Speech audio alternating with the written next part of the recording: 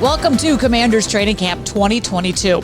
We have you covered every day of camp from the team's facility in Ashburn, bringing you this exclusive coverage of practice, interviews with your favorite players, and access like you will not find anywhere else. Coming up on today's show, wide receiver Jahan Dotson had himself a day at camp on Tuesday. Hopefully a sign of things to come for the Commanders' first-round draft pick. What else do we need to see from him before we suit up Week 1 against the Jags? We'll discuss. The battles between the wide receivers and Kendall Fuller and the DBs has been very entertaining so far during training camp. But does this friendly competition help get the guys ready for game action? And a guy who always is ready for game action, defensive lineman Duron Payne, is entering a contract year and has been impressing fans out here in Ashburn. The former first-round pick out of Alabama stops by the set to talk with us about what is different this year and what he learns from watching other players in the league. And our guys, Logan Paulson and Santana Moss, have your field pass for you. It's exclusive access and insight you simply will not get anywhere else. It's the closest you can get to camp without actually being here. And we are bringing it all to you right now on Command Center.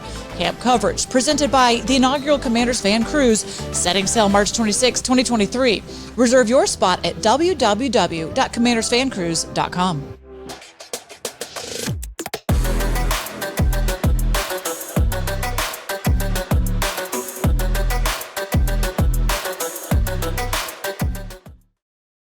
This is exclusive access to Washington Commanders training camp at the park here in Ashburn, Virginia. We're giving you daily updates on what is happening out on the practice field. We'll be showing you look-ins at what's going on throughout the show, so we're glad that you could join us. Julie Donaldson here with you, and of course, I have Logan Paulson and Santana Moss as always out here. A little bit of an overcast day, nice kind of cool temperatures for practice, and it is the last day for the guys to be in pads out here, as they were also out here yesterday, and head coach Ron Rivera wasn't exactly all that pleased entirely with practice. So what is he looking to try and get out of these guys today, second day in pads? You know, I think Coach didn't approve of practice yesterday necessarily, but I think they had a nice practice. They had physical practice. They made some plays, and I think you just want to kind of clean up on some of those things. Guys on the ground, people falling on each other's legs. Get that stuff out of there. Let's have a crisp, clean practice where people are on their feet. That's what he's looking for today. Yeah, it's practice. You know, the coach is going to have their moments. Mm-hmm. You know, they're not going to like everything these guys go out there and do. But just like Logan talked about, Cass was flying around. You know what I mean? You saw him making plays. You saw both sides, are interactive and getting chirping a little bit yesterday, chirping, all that. You know what I mean? So today will be another day to just, add to what they did yesterday just to get themselves ready for this coming Saturday. He said he did like the energy, that's for sure. He doesn't mind the chirpiness. Yeah. He just wasn't entirely happy with how everything was going down. But you like to see that competitive spirit coming out Absolutely. As well. So let's get to the top storylines. This is presented by Bank of America, the official bank of the Washington Commanders. And while the offense has been a hot topic during camp, that will happen when you bring in a new starting quarterback and take a wide receiver in the first round of the NFL draft. Scott Turner's group has been working on getting their timing down. They're going to have another chance to take a step forward on Saturday in Kansas City. Meanwhile, running back J.D. Mckenzie has solidified himself as an important piece on Scott Turner's offense. His rushing and pass-catching ability make him a threat to defenses. Fans have been excited to see J.D. here at camp making plays, figuring out the best way to utilize his skill set is a really good problem for the coaching staff to have. And during training camp, matchups between offensive and defensive teammates is inevitable. That certainly helps prepare them for the season, but these are professional athletes and things can get competitive out there. Keeping the balance is something head coach Ron Rivera has been through himself. Well, from the experience, it just tells you compete, do the best you can, and see what happens. I mean, if you worry too much about what everybody else is doing, I think you lose the opportunity to play well and focus on you. You know, it goes back to what I've said before. Focus on what's important. The interesting thing is, okay, he did a great job, good, but I got to go out and do a great job. I got to go out and compete. I got to do my job. Not necessarily. We have talked about it. We are going to most certainly play them. How far they go is still up to debate. There are some guys that will be on pitch counts that once they hit that number, they'll be done. A good example will be Chase Roulier. We have a pitch count for Chase. Once he hits that number, we're taking him out, and then we'll go from there. JD, how do you feel like camp's going, and how do you feel in your first game action? I feel like camp is going well, man. We're getting 1% better every day. I was very excited to get back out there again. And to actually make a play, too. It felt great. I'm a team player. I'm a team player. You get you, baby. So, and I'm gonna be there. You know, when my number is called, that's how my job been my whole life. When my number is called, I'm ready to make the play, and that's how we all gotta do. You know, you gotta be happy for the next man and go eat. You know, and I'm third down. If my number is called, hey, let's go. J.D. Mckenzie had a really nice play on Saturday. What have you seen out of him so far in camp? JD's, he's a steady guy. I mean, again, glad we were able to get him back. He's such a great situational player, and then he's more than that too. I mean, he's come in and obviously run the ball for us, but just getting him in those situations where, it's in the third downs, moving the sticks. Obviously, that was a big third down. Not only did we move sticks, but got us down there inside the 10-yard line. He's a really, really good target for the quarterbacks. If we're struggling a little bit, I know he's going to get open and get us started. He's a good safety net, in those types of situations as well. And he's got great energy. He's a good leader. He gets the guys going and kind of sets the mood, for the offense with his energy, which is great. He's a great guy to have on our team. I'm glad we got him.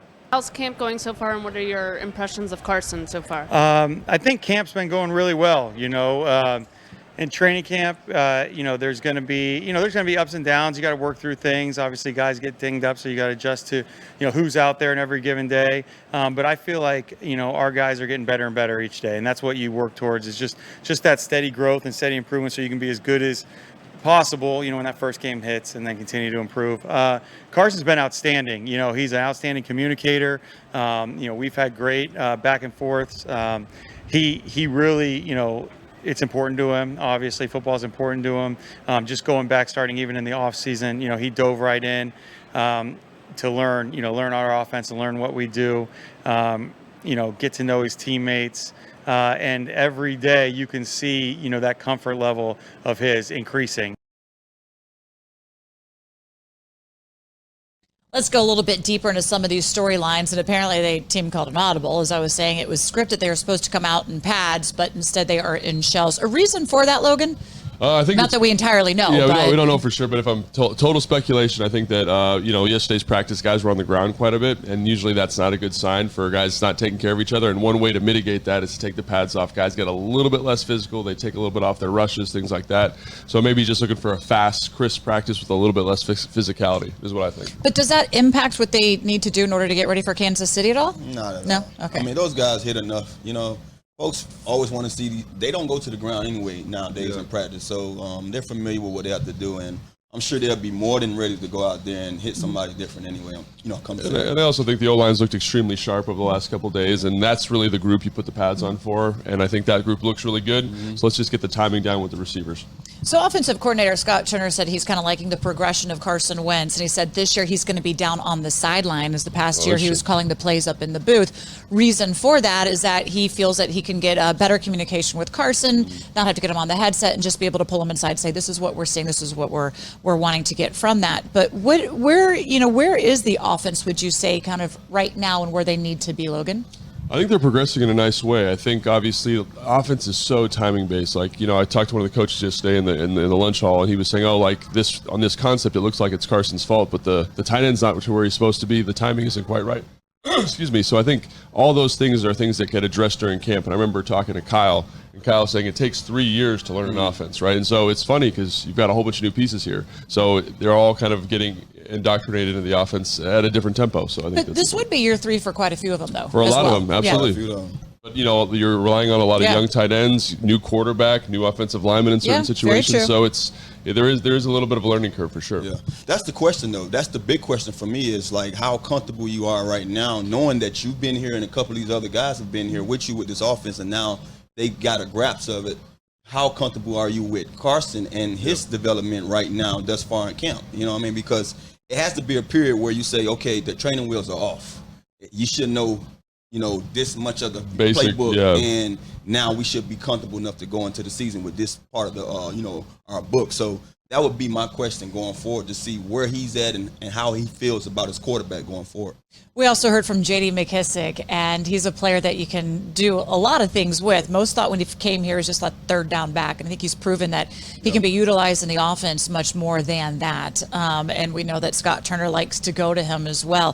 He mentioned that, his rookie year in the league, he was a receiver and converted to a running back, and the challenges of where he was just running bubbles all the time, and now he's like going out in slants. And it was a little bit difficult for him, but it feels like he's really grown into a certain confidence. What is the best way in your mind, knowing his skill set, to be able to put him out there? I mean, I think the best way, in my opinion, is to find one-on-one matchups with linebackers, right? Get a disadvantaged coverage player and get him on them, right? Because then that's what having a running back in title gives you, right? He runs routes like a receiver, but if you can get a running back who runs routes like a receiver on a linebacker or a safety, like that's a mismatch, and that's what the NFL in 2022 is about. That's what Tom Brady popularized in New England. That's what this is. That's what he gives you. Yeah, he's a chain mover. He's a guy he's a dynamic guy when it comes to moving the chains, especially on third down. And if you ask me, just having a guy like Curtis Samuels added to this offense with him on the field at the same time, that makes this offense that much more deadlier. So it's going to be interesting going forward, because I saw how he got in the game, and he did his little push-ups after he got tackled. He basically got tackled by grass, because he did a great spin move and got out of that tackle, and he fell. So I know he was mad because he had green grass ahead of him. He could have easily scored, but that's the kind of thing he expects of himself, and that's what I'm expecting, because he's that kind of, type of player. Do you do that after a play, just drop into your push? No, okay, later. Terry McLaurin would not have been doing that yesterday, as he had himself a day, as Terry and Kendall Fuller were going back and forth with each other. It seemed to get a little chippy out there with a few words exchanged. We don't necessarily always see that from Terry Santana, but what does that do for guys when you can tell that they are competing heavily against each other in practice? It ignites the whole team to really pick their level up. Whenever you see your main two guys, one on the offensive side and defensive side, going at each other, especially Terry. Logan talked about this earlier in camp, that, hey, Fuller's been getting the best of him. I seen, and I'm pretty sure, as a receiver, you hear those stuff. You hear those things, and you're like, okay, well, now I got to bring it. And you rarely, see Terry go out, go back and forth, verbally with anybody. And for him to be talking, that lets you know that he was ready for whatever smoke, Fuller had that day. So he was 2 for 2. That's what my eyes saw, and that's what he was trying to tell Fuller. Hey, I'm 2 for 2, so you can keep talking. Yeah, he had an outstanding catch yesterday there. That was very athletic. That really he fought for and won and went up for. But that's what Terry does. That's what he do. And it's nice to see a little bit of that fire in the competition, and that it does kind of pick everybody else as well, because those two are leaders on this team as well. Well, the Washington Commanders open the 2022 season against the Jacksonville Jaguars on Sunday, September 11th at 1 p.m. Tickets start at $46 while supplies last. So make sure you get your official Ticketmaster verified tickets at commanders.com/tickets. Command the stands. And keep it here, because when we come back, defensive lineman Duron Payne is stopping by the set to talk about how camp is going and what to expect from those Alabama boys up on the defensive front. And Logan and Santana, they're going to be heading down right now to the field to bring you your field pass. This is Command Center camp coverage. We're away for just 60 seconds, but we are showing you practice the entire time.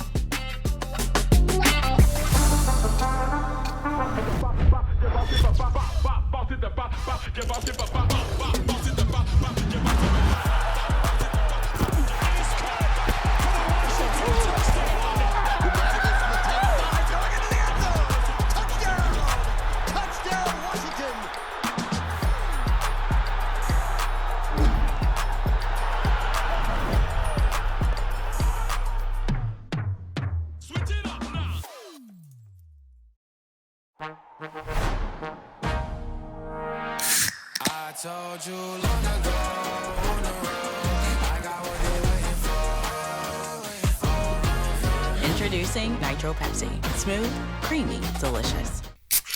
Another rock and roll weekend.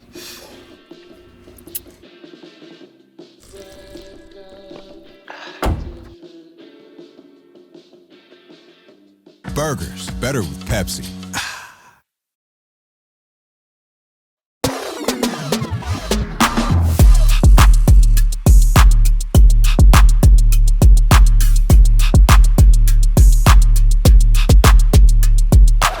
Welcome back to Command Center camp coverage presented by the inaugural Commanders Fan Cruise, setting sail March 26, 2023.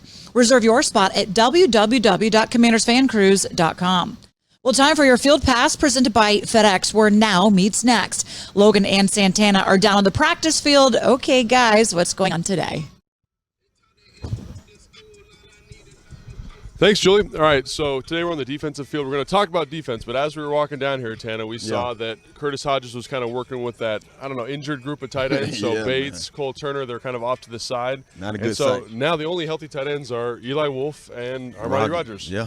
That's tough, man. And that's one of those things. That's an important injury to talk about because it affects your game plan, right? Yeah. You can't go 2 tight ends. You can't do any of those other kind of diverse formations. It's all 10 personnel. It's all multiple wide receiver sets. So those guys need to get their cardio in this week and be ready to go. No doubt. And speaking of, just talking about game plan situation, it's tough for those guys too that's trying to make the cut. You hate to see a guy who has a chance to really, stir the stuff these next 2 weeks and, give himself an opportunity to be on this team. So I'm hoping it's nothing too serious and he can bounce back from it real quick. And it's crazy because earlier this week Armani was limited he practiced, he did everything, but it was a little limited in terms of rep count because of an adductor injury. So that group is really banged up at the moment. And again, it's going to really affect what Scott Turner and this offense can put in for the game plan this week. But let's talk about linebackers real quick. Here we are. Obviously, they are working on some kind of block destruction techniques here, which is interesting in terms of how you play blocks from on the line of scrimmage, which, again, we don't do a ton of that here in this defense, but it's always good to see them working on new skill sets. Yeah, this is all new for me, man. I don't get a chance to watch linebackers and see what they do, so I'm very interested in just seeing how these guys go about their day because one of the things that's always stand out to me just watching them in the games is where they at when it comes to their covering. Our linebackers do a lot of that, and they've gotten better over the years. I remember a couple of years ago, I was sitting on the couch watching TV, throwing stuff because you just saw our linebackers not ready or not prepared. But they've grown, man. They all evolved, and it's great just seeing them, go through their drills. Yeah, interesting. The linebacker coach here is kind of talking to Jamin, saying, why are you rerouting the tight end, who is in this look is number 45? He's saying you should open your hip to the flat because one of the things they're trying to do here with this concept is get the linebacker to close his hip, basically turn his right shoulder to the tight end so the back can run by him to the flat. And then you end up with a 5-yard gain. So basically, what he's doing is basically telling them, you can play both of these guys. You know what I mean? You don't have to worry about making this hard. And a lot of guys, young like, Jamin, he wouldn't know to do that unless he's coached. And so he's telling them, look, play shades. You know what I mean? You have this guy in coverage. So now what you're doing, you're playing that same mind game that quarterbacks play with us. So you show that quarterback that, hey, I'm on this tight end, but I'm playing this guy in the flat. So as soon as the quarterback say, okay, well, that guy's down, I'm going to the flat, you come off that guy quick, make the tackle, or, scoop and score, however it goes. Yeah, absolutely. And then this is the rep where Jamin does it correctly. Coach is saying, you see that, Jamin? You feel how different that feels? When you keep that shoulder open, it allows you to play to the flat in a nice way. And again, we talk about this period every single day and how important it is to get some of these technical issues worked out ahead of time. Right? Because if you imagine if you did that in team period, we'd be over here talking about how Jamin screwed it up, he didn't get to the flat, right? So it's always good to see them kind of get this stuff corrected during this period. Great walkthrough period for them. Yep. And then during the same time, we got the DBs over here, and they started off working just kind of footwork, kind of working that kind of quarter turn, right, which is a big thing they do, right? And then quarter turn to break. Now, like the linebackers, they're working concepts, right? You see Chris Harris talking about, hey, if you get an over route and a drive route, this is how we got to match this stuff. And they're doing a 3-man combination, looks like, from a bunch. And bunches, as we've talked about, are terrible on defenses. Look, honestly, man, I know we get the DBs a lot of flack. It has to be impossible at times. Oh, my gosh. With bullets flying in the heat of a moment, tired after you just got ran downfield on a go route to come back now and read from whatever formation that these offenses are putting up nowadays and know who are your guys, especially when it's in one of those bunch formats, formations and stuff like that. So I have to give them a lot of credit, man. And this is a great period for these guys because now they get a chance to see it. But that's why they get paid the big bucks. That is what I mean. And I think the other thing you mentioned there is how reactive defensive football is. It's not like offense where you get to dictate the formation, you get to dictate the motions, you get to dictate the runner pass looks. They are reacting based on formation. So how quickly Can the defense get called? Can they get up and say, oh, they're in bunch? This is the plays they run out of Trust bunch. me. It's tough. There's man. no dummies out there playing on that field because you have to be in your book to know this stuff. Absolutely, man. And like I don't know. It's always mind-boggling how reactive and how good those guys are. And if we go back here to the linebackers and the defensive ends, now again we're doing this kind of community walkthrough, right? Mm-hmm. We get the linebackers, defensive line working together. We get a scout team look. Yeah. These are looks that they're going to get in practice today, probably, Mm-hmm. right? To kind of get sharpened up on everything. And again, like. This, much like the offensive line we talked about 2 days ago, where they kind of walk through all their looks, they're doing that now here in terms of formation and in terms of alignment. Mm-hmm. And yet something you always talk about is alignment, right? No doubt, yeah. So let's take a look at this real quick. They got a wing tight end here, and then they're working that flash block or that counter block with a pulling guard. Mm-hmm. How do you fit that stuff? Because, again, when you pull a guard, when you bring a flash block, you're adding gaps to the weak side of the formation. So in a gapped-out defense like this, that affects how you fit the run, and they need to know where to fit. For anybody that's watching and that's not familiar with it, I'm with you. This is all new to me. Yeah, absolutely. And then, so obviously we're in like kind of the last couple days of training camp here in Tana. As a player, how were you approaching these last couple of days? Oh, you know what, man? It was all business with me, man. You know in the back of your head when it comes to just that the end is coming, but you just know I have to stay focused with my job, and as long as I have everything down packed, it doesn't give me a chance to slack. You know what I'm saying? You never want to slack. And some of these guys, they've been here and done that, so they have different approaches, but I'm pretty sure most of these guys out here just knowing that, hey, man, I have a job and I'm trying to make the squad. And how is your body feeling at this point? Oh, it sucks. I mean, that's one of the reasons why I'm watching these guys and I'm dreading some of these guys being out here because I could just see the walks. I'm being a guy that played this game for a long time, I could just tell from how you walk out here what's going on. And you hate it, but you also know, man, this is what makes you who you are. I mean, you said that to me yesterday. You said you saw Curtis kind of. He didn't fall down. Nothing crazy happened. But you were just like, oh, he was walking a little different. He walked gingerly back, and I say, oh man, that look like he. I hope he's not hobbling. You know what I mean? And then we come out here today and we see him on the side. So they just go to show you, man, when you've been there and you've done that, you just know. Yeah, I remember being in training camp and not being right, physically right, until probably week 3 or 4 of the season because you were so beat up from this. I would tell you this, no lie. I remember one camp. It was my second year here, 2006. I literally practiced every day with my groin wrapped so tight, and I knew it wasn't pulled. I just knew I had to get it released, and I hadn't had my guy in town to release it. And by this time now, I'm very, aware of my body. I know what I need. And it wasn't until the first preseason game, the day before the first preseason game, my guy come in town, and he gives me this kind of acupuncture, and when he pokes the area that I told him that I had to tight, it loud pop, and the needle like bent. And he said, Tanner, you just a needle bender. And I said, you just saved me. Now, and I went out there in that preseason game, I flew around that field. So that's what we have to go through. We have to basically tough it out sometime, man. Not being right, but just knowing that I have no time to sit down. I want to be out here. I want to be productive. I want to show these coaches that I'm ready. I'm putting in the work. So come go time, I'm ready to go. And we talked a little bit yesterday about the expectations for the wide receivers. Obviously, there were some issues defensively in the first game in terms of coverage, concept, matchup. What are your expectations for this group?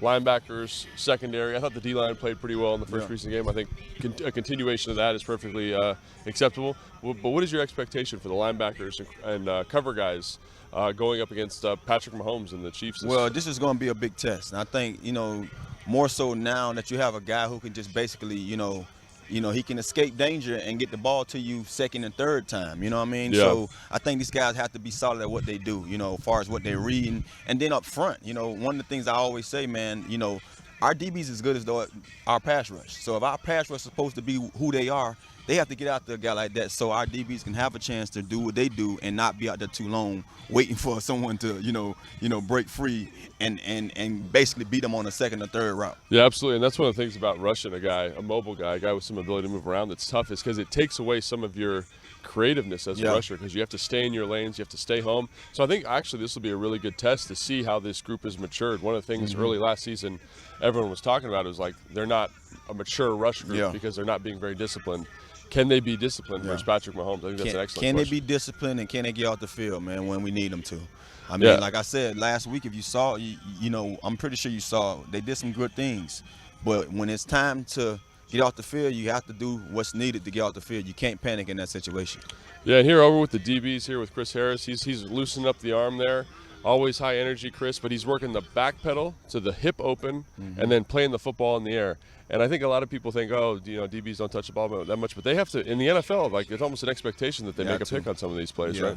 This is a drill. It's crazy because this is the drill I teach my son all the time. He's a quarterback. Oh, really? Yeah, he's 13 years old, and the other day he gave up a touchdown, but he didn't turn around. And the first thing I did, I'm not there to tell him, but I told him, I said, remember the drill we did when I say use the sideline and be able to use your outside arm to feel where the guy's at so you can attack the ball. But now if you're so just make sure that if he's going up for the ball now, you just react off of that. So this is a great drill for those guys. Great drill, and I love how you always bring this up. Like when you're playing on the outside as receiver, you know, that sideline's the extra defender. And these guys, there's a couple plays yesterday where they did an excellent job of kind of forcing the receiver to the sideline, using that sideline. And again, that's Chris Harris just coaching stuff up and getting things right. No doubt. No doubt. But anyway, Julie, always great stuff down here. We've got the run fits, got the DBs working on stuff. Obviously, the tight end injury situation is something to keep an eye on. But all these things, all these questions, all these opportunities will be answered in the preseason this week. Julie, back to you. I like it. Thank you so much, guys. Come back on up. But while you're working your way back here to the set, let's dial it in on the defense, specifically defensive lineman Duron Payne. Payne is entering his 5th season with the team. Washington drafted him in the first round of the 2018 draft, 13th overall.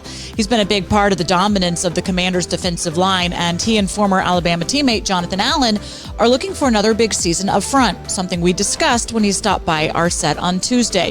It is our Pepsi player profile presented by Pepsi, the official soft drink of the Washington Commanders. Duron, nice to have you joining us. What are you drinking these days? Something's in the Kool-Aid because everybody is talking about this camp and the way you're bringing it each and every rep. Man, I just been I've been grinding since like February, so just to be able to have a chance to come out here and put together like what all I've been doing, it's just exciting to me to be able to just show it every day. You put out a tweet talking about living the dream here, but you've been in the NFL and the league for a couple years now. What is different about this year for you? I mean, it's nothing really different. It's just, I don't know, every time I come out here or every time on game days, it's just always like surreal, just being able to suit up and see all the work that you put in and all the dreams just come true. That's cool. Did you have a favorite team growing up like there, or you just want to be in the NFL? And being in Alabama, it was no like NFL team, so we watched a lot of college football. So did you always want to go to Alabama? Yeah. So dream was taken care of going to college? Oh yeah, for sure. How was that for you though? You know, knowing that you've already been in this league for what going on your 5th year now? Yep. 5 years in. How's that process? Because I remember at one point in time, a guy told me once I get past year 4, it flies by. Oh yeah. You know what it feels like right now. No, it definitely. It felt like yesterday I was just a rookie. So now to see year 5 coming up, I just know like I got to make the best of my time because it just go fast. Do you put more of an emphasis in how you train in the offseason, knowing that you want to, you know, basically have longevity, you know, at your position and be able to be honored to have another paycheck? Yeah, it's really like putting in work off season and during season, just keeping your legs fresh, keeping your body fresh, just maintaining that freshness about yourself. That's really the biggest struggle, just coming in and getting all the bruises and stuff mended so you can go back out there. Who's that guy in the league that you're watching that plays your position that you say, I want to either match what he's doing every week or yearly, or just be on that level when it comes to when people hear my name? Guys, I know I play next to one, Jonathan. And, I've been watching a lot of Jeffrey Simmons. He's a baller. And a lot of dudes. I know guy from the Eagles, Hargrave, I think. Hargrave, okay, yeah. Hargrave. Yeah, he's a beast. There's a lot of guys around the league. I like when we come in and watch different offenses. I get to check out a whole bunch of different dudes. Take a little bit of that game, put on your tool belt? Yeah. Definitely. Duron, I got to pull that mic on up here, sir. Here you go. Yeah, you got important things to say. We need to make. I know. We need to make sure we hear everything. People have been waiting to have this conversation with you. Well, I'll jump in here as well. Like preseason, finally you got to hit somebody else. Yeah. How good does that feel? Oh, it felt good. Finally getting to beat up on some different guys than the ones we got. But no, it's all. I think preseason is all about just getting back into the groove of playing like actual game speed, and just getting yourself conditioned and ready to go for game one. You're going to be out there against Pat Mahomes. Yeah. It's preseason, but does what measuring stick do you have to try and go after? I'm excited to go up against him because we play a bunch of like running mobile quarterbacks during the season, so it's going to be a good test for us to see how we can improve and what things we can do to get better. So you say you like to watch other guys around the league, and you mentioned Simmons and some other guys. When other guys are watching your film, what do you want them to take away from watching your tape? I just want them to say, like, this guy he goes hard every play. He's aggressive. He's just athletic for his size, stuff like that. I mean, one of the things that sticks out to me that you do really well is you get your hands on people very quickly, and you can control the block at a high level. Where does that come from? Is that college, or is that something you've always been able to do really well? I kind of use my hands to like dissect the play. So once I get my hands on them, I can tell what's going on. And can you just feel that in the block, right? Yeah. That's a skill that takes a lot of time on task. Oh yeah. In Bama they taught us a bunch of techniques, and I just kind of used it. Kept it going. Yeah. As far as playing your position and knowing that, I'm not sure how much of an emphasis it was in a collegiate level, but sacks seem to be the thing for guys like you now. Yeah. You know what I mean? You see Donald, you see, your guy here, Allen. Yeah. Is that something big on your list when you're going into the season, or is it something you say, hey, if I'm back there enough time, I get them, but I'm more so just trying to clog up things and getting, tackles for losses? Coming out of college, I really had I think I had like two or three sacks in 3 years. Mm-hmm. So like sacks to me, they've been coming new, but it shows how productive you are as a D lineman, and I've been trying to work my way into getting in the backfield more and getting myself in better position to make better plays. You feel me? And Got you. It come with the territory. No doubt. So what are some things you've been doing to get that done? Just working on like my timing up the snap count, getting off the ball, trying to work hands, work different pass rush moves, and like ultimately just finishing on the quarterback and not like stopping before. Like I kind of begin into a habit of stopping, trying to get my hands up, running through the quarterback. Absolutely. Let me ask you about your fellow Alabama guy coming in here, Darian Mathis. Yeah. What have you seen from him coming through? I know he finally got to have his first NFL action as well, and like, what is that unit like with all? I mean, first of all, just so many Alabama guys. Yeah. So many Alabama. There must be something down the water down there. Yeah, no, I think he's gonna be good for us. He gelling with us pretty good. He got a good grasp of the defense, and I'm just excited to see him play. I know he waited his turn at Bama, and now he gets to just hop right in with us. So I'm excited.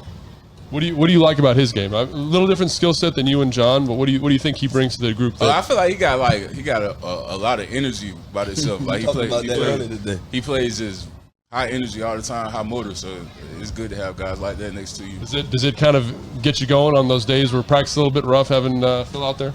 Yeah, though, of course. Like when you see somebody going hard, it always make you want to go hard too. Scanina takes over this D-line room. How is the room coming together, and what's it like with him being that lead voice? I mean, he been usually like before our last coach left, he was like in charge of the interior guys. So we've been working with him for quite a minute now, but it's cool to see him take over the role and just coach up everybody. And I feel like he's doing a good job, and I'm excited to go to war with him this year. I think there's some days where we think that he might be out there playing too. He looks it. Hey, he looks it. He's in the weight room every day. Yeah. Duron, thanks so much for stopping by. Glad to have you here with us. Man, can't wait to see what's translating here out in practice, folks. Baller year coming for you. No doubt. All right. Thanks for Appreciate coming. y'all. The numbers, they speak for themselves with Duron Payne. He has 227 total tackles, 129 he can count for himself with 14 and a half sacks. That's a number he was just saying there that he wants to be able to get up, because that's where, as everybody says, you get paid. It's the sacks. But in his position, it's a little bit different than some of those edge guys coming out there and trying to rack it up as well. Where do you want, like, he's having an outstanding camp. So what does that mean? What does that elevate? What does that translate to for him when he's out there, Logan? I think the thing with him that's been always outstanding for him is that he's just very, very physical and technically sound in the run game. And because he's such an explosive athlete, I mean, he jumped over this fence yesterday, which was crazy to see. But to see that and to see kind of that athleticism on display in the run game, that's where he excels, right? Yeah. And he's disruptive, tackle for loss type of guy. And you would like to see that athleticism translate to pass rush production. And I think like that's something I want to see from him, because he's very, very solid in the run game. A little bit more consistent effort perhaps, but also get a little bit more juice in the pass game. So is that an adjustment in his game, or is he being asked to even try to? I mean, he said he's basically working on that now. He said when he got here, he said he came into the league with almost 1 or 2 sacks in college. The entire college time he played in college, and Logan talked to him about some of the things he do with his hands well, and he said he does that just to read, where the guy's going when it comes to the run game. So if you think about it, he's adjusted quite, well when it comes to just now getting in the backfield, getting familiar with trying to get after the quarterback. I think what he does and what he brings to this team when it comes to just what Logan's, alluded to, his explosiveness. He's a guy that has to see 2 men 9 times out of 10. He's that kind of guy. Like Logan talked about him jumping over this gate over here. Every time I'm watching him, he got somebody else guy trying to block him and stop him, and that opens up things for other guys, Allen and whoever else it may be. Last year, Ioannidis, those guys. So it's going to be great to see all those guys together playing, because he brings that element to his game. I wanted to ask, basically, kind of taking right off of that, what does his game do that kind of helps the other guys on that line be successful? Yeah, he's not necessarily like a double team eater the way Fedarian is. He's more of like a disruptive kind of guy, and that draws attention. In the same way that like an Aaron Donald, he's disruptive. He's not eating double teams, and guys have to account for him. That's kind of what he brings. He uses his athleticism, his size, and makes double teams hard, makes combinations hard, makes it hard for pullers because he's getting penetration. So he's a very fun player to watch, and hopefully, like I said, he can just kind of carry a more consistent effort throughout the season, which he mentioned he wants to do. And it's payday time, so And everybody comes harder. up in there. Consistency, I think, is one of those things. Never taking a single snap or single play off, and we're seeing him so far even really do that here in camp. Look, the defensive line, they've got so much talent, up there on that, and that's even with Chase Young not being on the line and having to wait. How do they perform to what we need this year? Is there something that they weren't doing last year that they need to build on? I think first and foremost, cut you off. First and foremost, got to be healthy. Health is a big key. And then, like we talked about earlier, throughout camp, these guys have a chance to basically, swap each other out when they need a blow. So as long as they get their routine down, you have other guys now that's stepping up and playing well. You have the other names, James Smith-Williams, Shaka, what is his name? Shaka Tony. That's a good name. All these guys can now bring a different, element to that core to now make sure that they can be as one. I saw that last year. We saw that in the preseason game. I think together with what they do well is, making sure that they're all fresh and explosive. They can be a force, but like we said before, they understood that talking about it ain't going to get it done. Right. They have to go out there and be consistent with what they're doing. And I think the other thing that I'd like to see from them is just playing as a group a little bit better. We mentioned this week how they've got Patrick Mahomes coming up, and how being disciplined with your rush angles, being disciplined on your stunts, being disciplined in your gaps. That's something that was lacking last year for stretches of the season. And this group seems to be kind of embracing that more kind of fastidious nature of the game, which is great to see. But again, to me, that's where the biggest growth comes. we need to go get some Logan some water here. Look, that is exactly what Coach Rivera was saying. So you want guys to play as a unit, not going out there and for themselves, because when they play together as a unit, they are going to be incredibly disruptive. Look at that. What an assist from our executive producer, Ryan Yoakum. With that, then, let's go ahead and take this segment to break. Hey, folks, for everything you need to know about what is happening on the team and what's happening at training camp and beyond, do not miss Command Center. You can join myself and these two gentlemen here with me as we will be bringing you highlights, analysis, and inside access you're not going to get anywhere else. You can see every episode on our YouTube channel and on commanders.com. You can also check us out on NBC Sports Washington, weekdays 5:30 and 10 p.m. Now, this Saturday, do not miss Command Center Game Day Live at the official pregame show of the Washington Commanders. We're live on the air starting at 2 p.m. and taking you up to the start of our preseason game against Kansas City. You can watch on our YouTube channel, Facebook, and Twitter. And then after the game, do not miss Command Center Postgame Live for reaction, analysis, and interviews with head coach Ron Rivera and quarterback Carson Wentz. You can find that on YouTube. Take command of your game days. We are not done on this Wednesday. When we come back, we are talking about the day Jahan Dotson had at practice on Tuesday and what to expect from the rookie first-round pick as the preseason rolls on. Right after this 1-minute break with the cam up the entire time for you.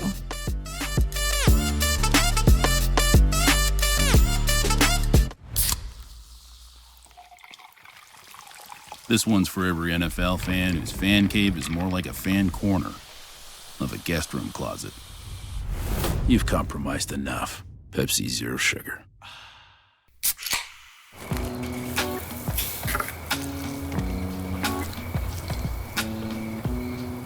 You fired up the grill for one hot dog?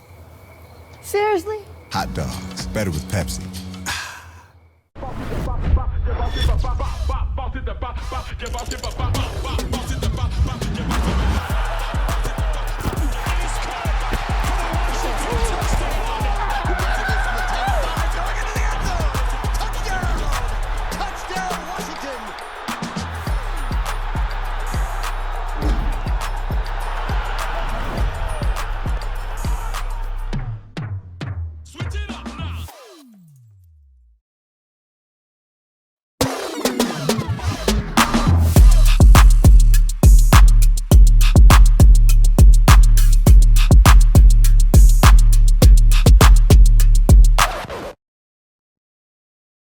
We are back on Command Center. Camp coverage presented by the inaugural Commanders Fan Cruise setting sail March 26, 2023. Reserve your spot at www.commandersfancruise.com. Well, fans have been active on social media as we have loved having you out here. Only one more day to be out here. That is Thursday. But here's a look at some of the posts with the hashtag Hail to the Commanders HTTC. I love this. What we want from our team is a competitive offense and a defensive first. So, yes, looking forward to what Commanders Carson can do this year. Again, come on out, see your team. Tomorrow is the last day as well. It wouldn't be camp show without spending some time camping out with team reporter Zach Selby.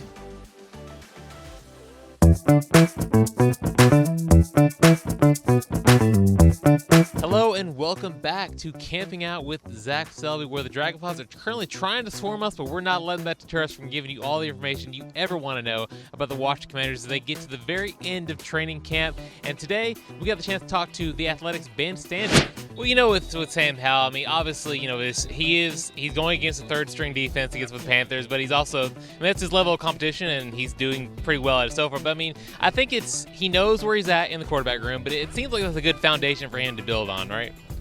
Absolutely. I mean, there's no pressure on him. I talked to him maybe a week or so ago in camp, and I was like, is it weird? You've been the starter your entire career at Carolina, and now you're the third guy, and it's like kind of just a weird vibe. He's like, yeah, it's unusual for me, but I recognize where I'm at, and he seems to be okay with it. They all want to play.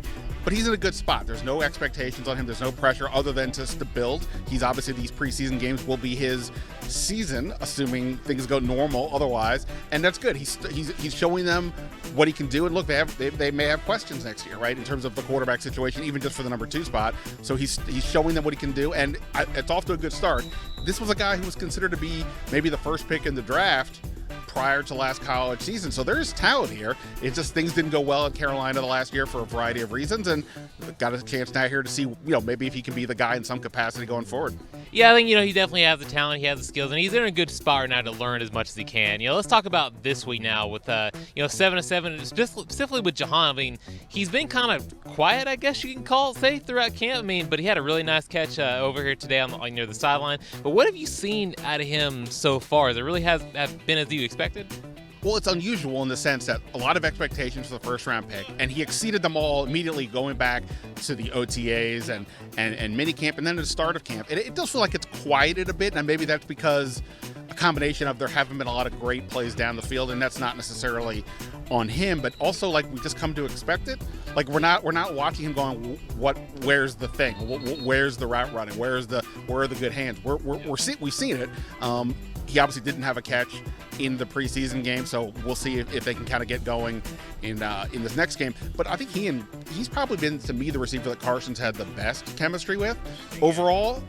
So we'll see if they can get that translated into the game this week.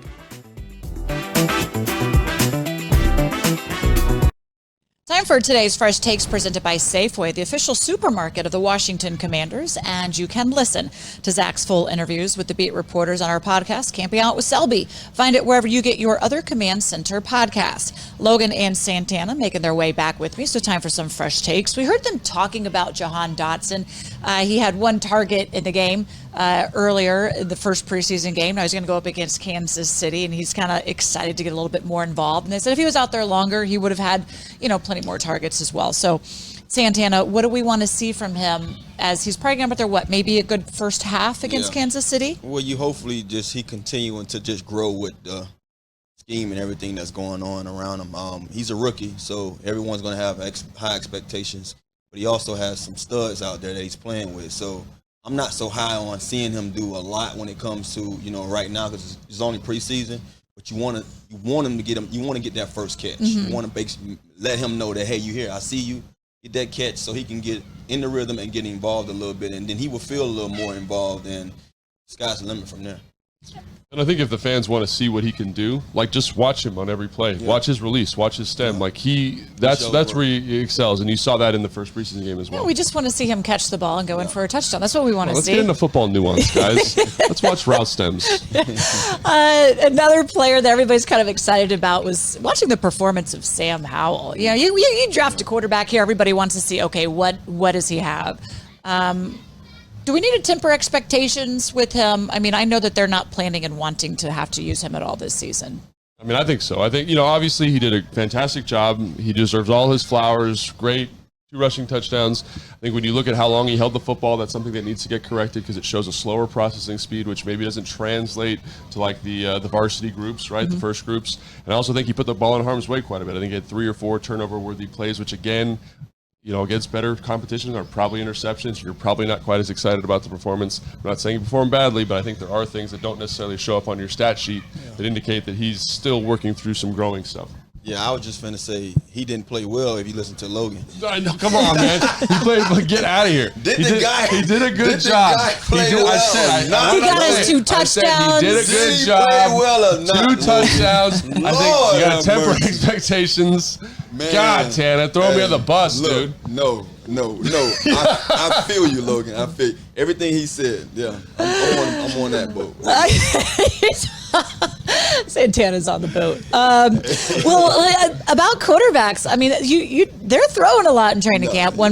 Somebody asked, how do they not throw out their arm at training camp? How do they keep it fresh, Santana? Ice it down. I mean, but they know when to temper it down a little bit. Yeah. I mean, those guys know they have. I don't know what kind of clock or what kind of sheet that they have with how many throws, but just like a pitcher in the game, got to cut them off at a certain time. And when you're young, they might just make you go out there and show you, stretch your stuff a little more. But I think they all have a pretty good understanding when it's time to shut things down. Logan, you're just going to say throw. Keep throwing. Keep throwing. No, what I would say is, though, everyone thinks of practice as you're just throwing a whole bunch, but practice is scripted, right? Yeah. So it's really easy to kind of monitor how many quarterbacks are throwing, how many balls are getting out there, because it's not like the ones get, I think, probably in a 70 play practice, probably 25 plays. Not all of those are throws, right? Yeah. They throw a little bit pre-practice. So in the course of a day, they're probably getting between 50 and 60 throws, which in terms of volume is not that much. And they're not throwing as hard as they can every single time. They're throwing checkdowns, throwing different types of football. So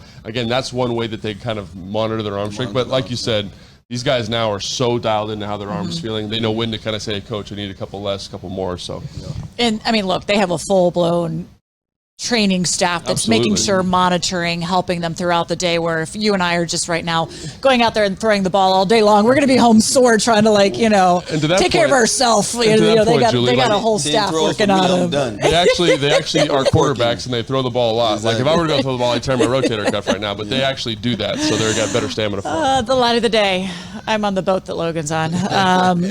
Folks, that's going to do it for this Camp Coverage Command Center. Thanks for joining us. Tomorrow is our very last show here from training camp. It's also your very last day to come out here and watch the team in person. So make sure you're out here. And tomorrow on the show, we are going to close it out with Terry McLaurin on set. Going big. Thanks for joining us. We'll see you tomorrow.